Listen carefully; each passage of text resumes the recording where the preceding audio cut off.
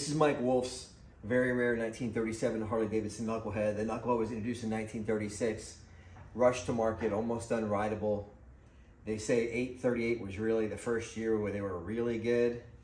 This is a 37 that's been updated. So when you update the 36s and 37s, they're more usable.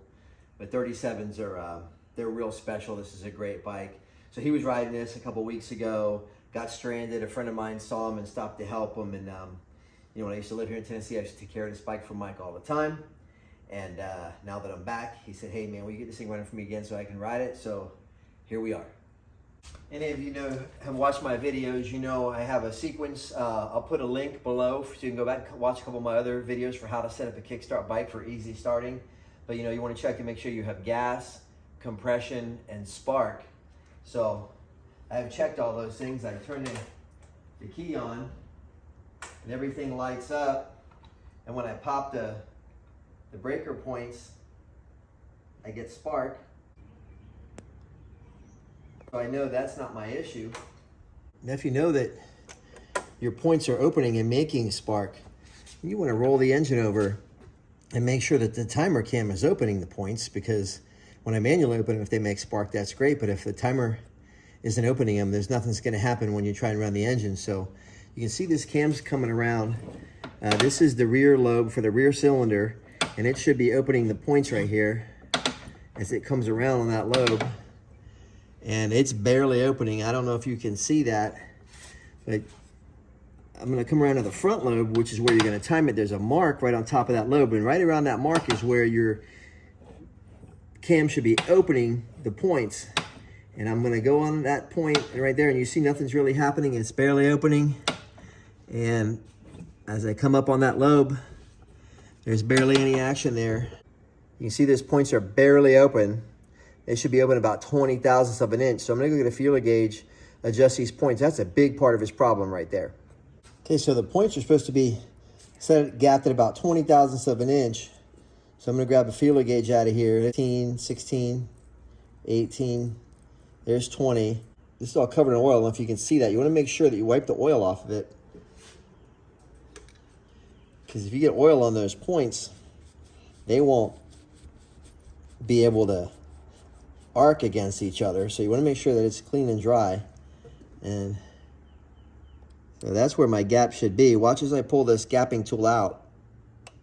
See how much closed it is from where it should be?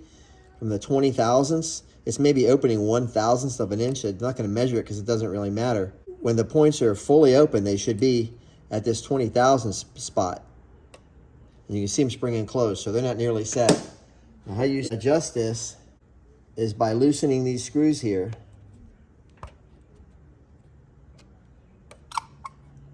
And moving the points plate. And now you just move this points plate away from the contactor until you're at 20 thousandths. And it should just go in and out of there. That's where it needs to be. And then tighten back down.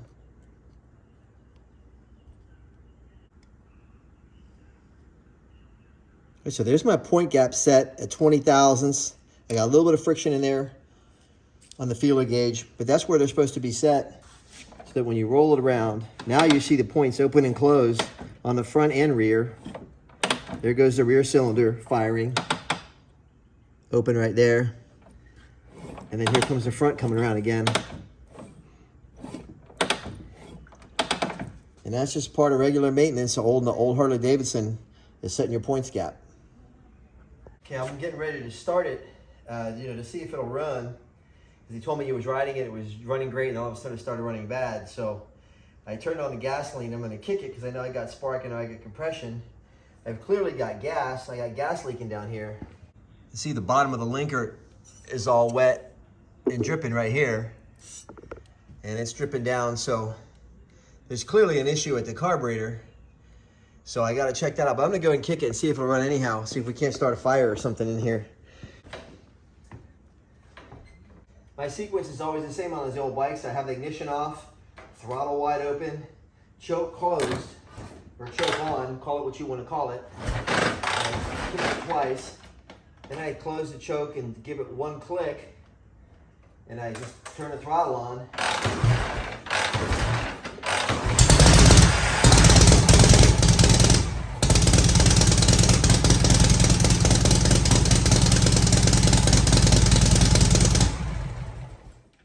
So it runs, but it smells really fat. I mean, you can smell it right away. It's getting way too much gas. And it probably has something to do with a couple things. Usually people fill in with the carburetor when it really doesn't need it. And the other thing would be whatever is causing that fuel leak. It might be a high float setting, or it could be that the float is no good, or something stuck in the needle and seat that the float operates and is allowing fuel just to overload the carburetor. And if that's the case, you can't tune the carburetor to adjust it. You never get it right. So you got to fix the float setting first. I'm going to pull the air cleaner off, pull the float ball off. I'm going to walk you through how you set this original Linkert M5 carburetor up for this knucklehead. I'm going to take the air cleaner off. This air cleaner is like probably $2,000-$3,000. They're super rare. You know, everything was turned into a chopper, you know, since 1937 till now, and now all of a sudden everybody wants to make them original again, but the trend used to be to make a chopper out of it. So, you know, the air cleaners were all taken off and used as parts dishes and then ashtrays and eventually thrown away. So finding them is really hard. So that's a rare piece.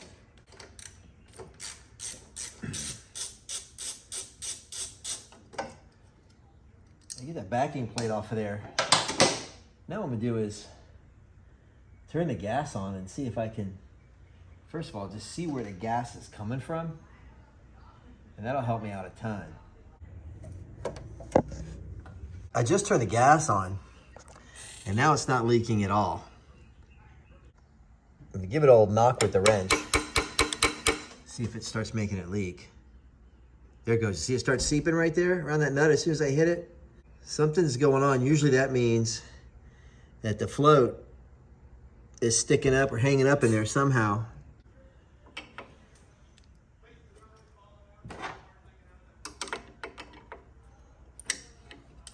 I'm gonna loosen this fuel strainer. Then there's a nut here on the bottom of the carburetor that holds the carburetor to the support bracket. I'm gonna take that off.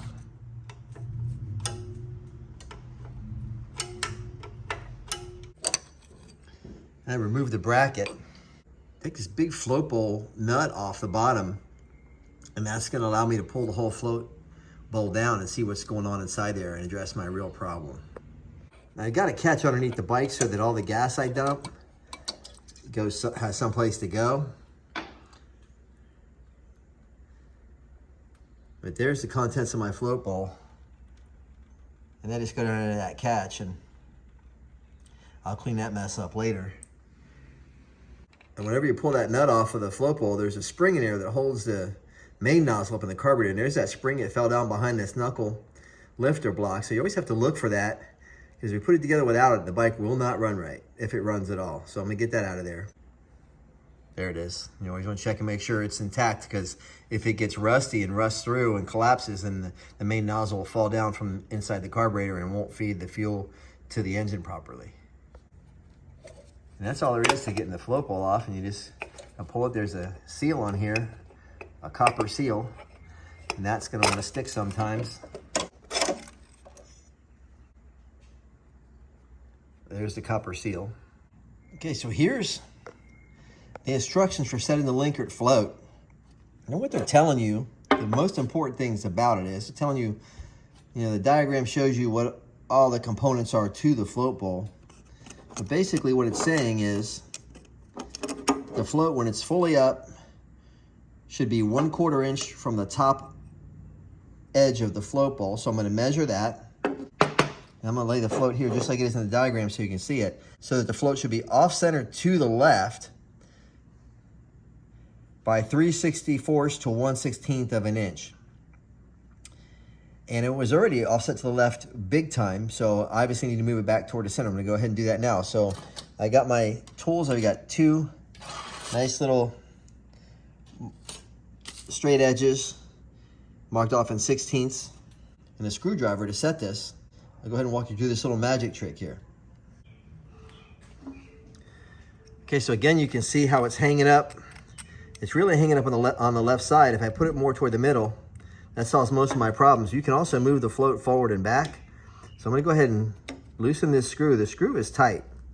So there may be an issue here with the float itself, but the float moved back. And I'm gonna go ahead and tighten it up and then check my measurements on the float level and the centering of it.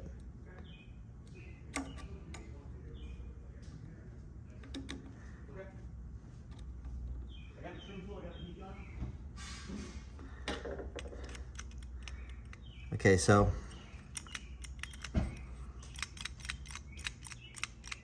as I shake it up and down now, it's able to ride freely.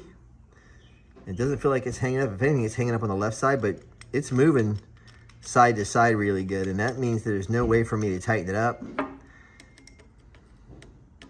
There's a little brass lug that's built into the float, and that must have worked its way loose. So I'm gonna go ahead and get the float out of here and see if I can show you that.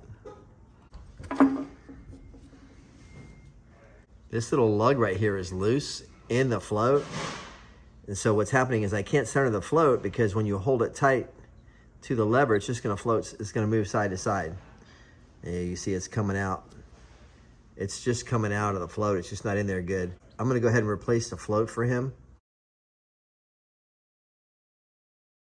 Okay, change of plans here. I was gonna put a new float in Mike's bike, but I'm gonna show you a trick I've used for years since we started using the replacement floats that aren't brass, of how to fix this with it, because this is a pretty common problem. So if you're stuck on the side of the road, I want to show you this trick, because if you're stuck, this is something that'll work for you and you can't go grab a new float. And if you're riding an old bike with a Linkert, you ought to be carrying a spare float and spare needle and seat in your little tool roll or in your saddlebag or your backpack or whatever you have. But in the case that you're not, I'm going to show you how I fix this. So what I always do is get a piece of wire. And you can use a little piece of single strand copper electrical wire, a couple strands of electrical wire. I'm gonna use stainless steel safety wire. I take the wire and I put a good sharp bend in it using a pair of needle nose pliers, right? You need that sharp bend.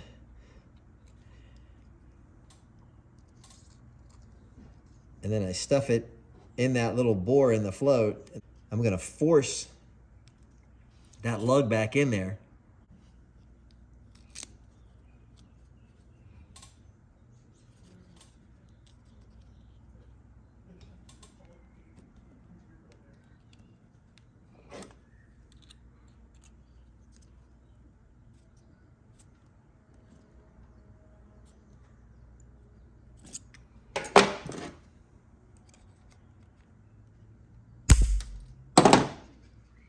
And there's your quick roadside fix. And I just put my straight edge across the bowl. Turn it upside down and measure where my float is, and it's at 1/4 inch. And you can see all the marks on the back of Mike's float. Somebody banged on this thing really hard in the past, trying to get the float to unstick, not knowing that it was an unfixable situation with the way that float had come loose. I go ahead and check my alignment relative to center line. It's pretty hard to see in there, but I do have it off a little bit to the left like it's supposed to be, less than 1/16 of an inch, definitely less than 1/16 of an inch, so I'm gonna go, I'm ready to reinstall.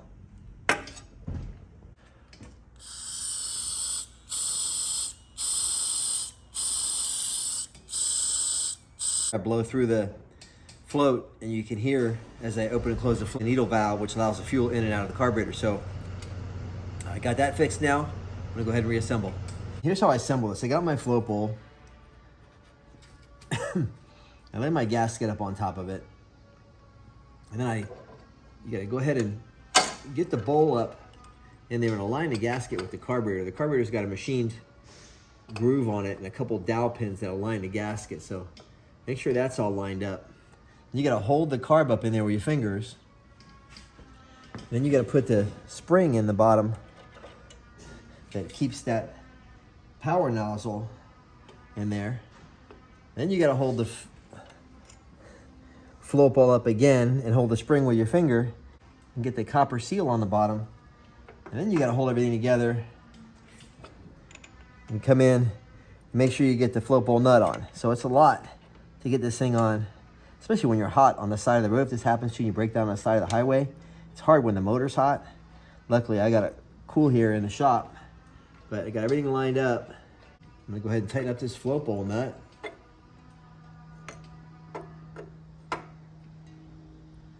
Not crazy, but just tighten it because you don't want that seal to drip fuel.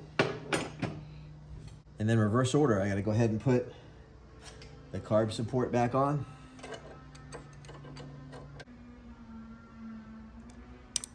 I'll go ahead and tighten this engine case stud that holds the carburetor support in place.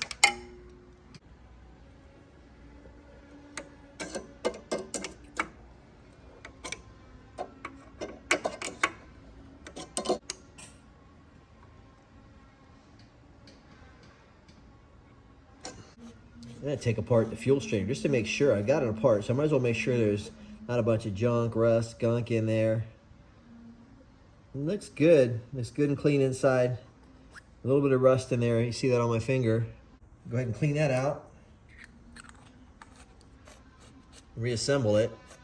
Yeah, that little bit of rust in there, it gets in that needle and seat. It'll cause you all kind of problems. Now reconnect the strainer to the fuel feed from the motorcycle loosely, just so I can get it to line up. And then also connect it to the Linkert float bowl.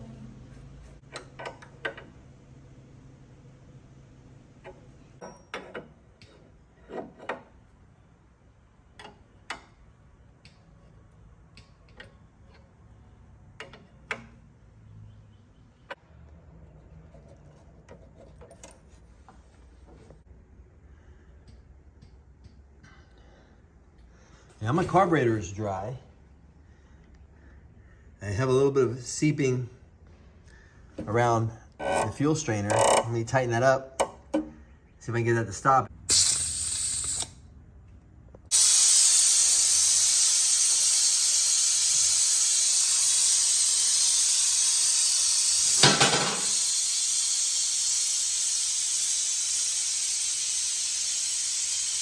I brought this thing outside just so I don't stink up my shop with the carbon monoxide fumes. It's pretty small in there, so it gets stinky quick. And I got the gas on, I'm letting it sit. Just want to make sure that it doesn't seep any fuel, because remember where I showed you the spark on the timer here? I don't need fuel from here dripping down around the sparking timer and causing an explosion or a fire, because this is a valuable motorcycle and my buddy's riding it and I don't want anything bad to happen. So I've got this all tightened up here. You see a little bit of light seepage around the bottom here of the fuel strainer, so I'm going to tighten that up. Everything else is dry where it was really soaking wet with fuel before.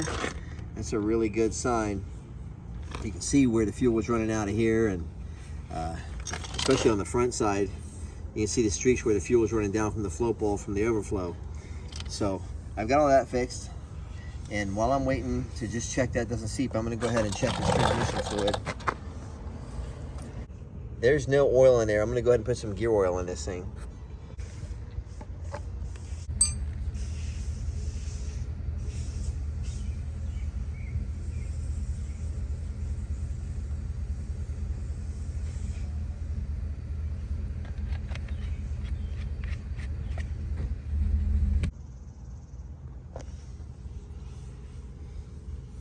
There you go. That's how it should look. You should be able to see that oil up on that bearing.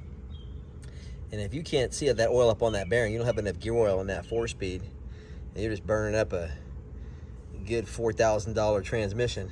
I've got plenty of red line gear oil in it now. We're ready to give it a kick and try it out.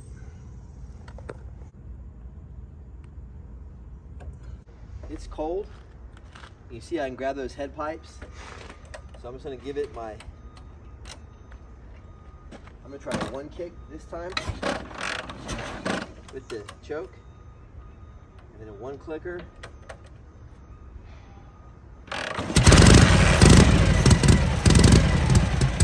Better already.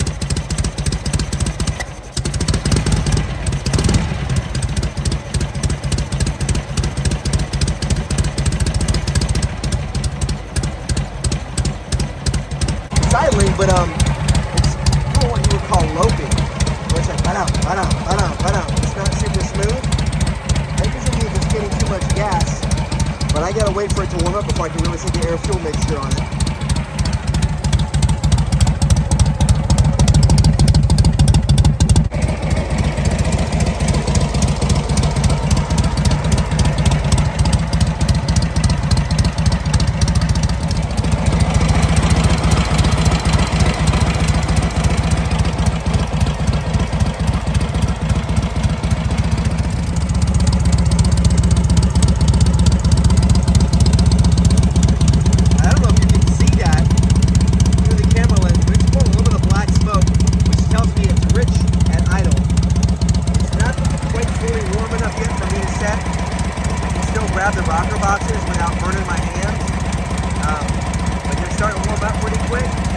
Okay, so on the Linkert M Series carburetor, this is your high-speed needle, and this is your low-speed needle on the right.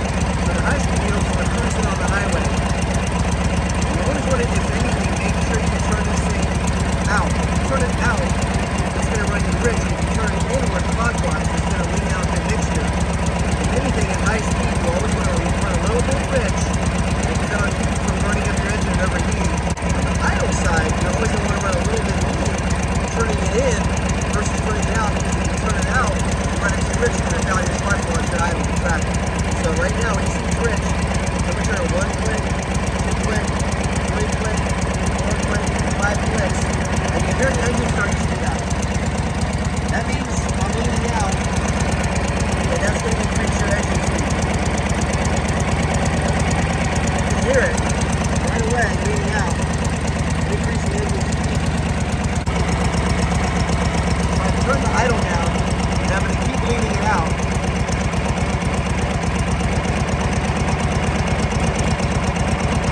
And it'll start to run bad. And when it starts to run bad, I'm going to count my clicks that I turned in.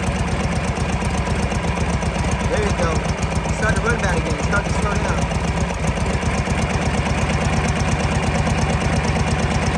That's my spot right there. Now the high speed needle, you can adjust on the highway or on the road, where you can just really reach down, don't worry about braking or stopping. And you're going to adjust that on the road. You're going to turn it out when it starts popping. That means it's getting too much fuel. Then you'll turn it back in a couple of places where it runs smooth, and that's where you want to leave it. I feel like right here I've got it set really good at idle. I know he had it so rich it had to have been fouling the plugs. Plus the carburetor was adjusted rich as it was, and then the float was dumping fuel into the carburetor like crazy. So that had to be an extremely rich condition. I'm surprised the spark plugs are even firing. They had to have been fouled so bad. But they'll clean up real quick. All that carbon will burn off of them from the way I have it set now. I'm going to ride this home from work today, and should be able to get that high-speed needle dialed in and have this thing running really smooth.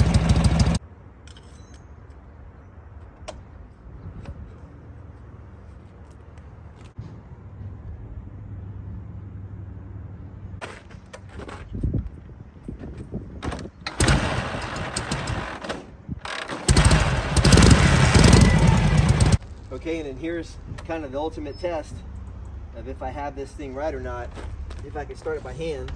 I started this bike by hand probably 100 times, so it should go.